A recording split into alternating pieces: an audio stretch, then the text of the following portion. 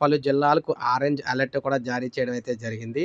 ఇక వివరాల్లోకి వెళ్ళినట్లయితే మనం వివరాలైతే చూడొచ్చు.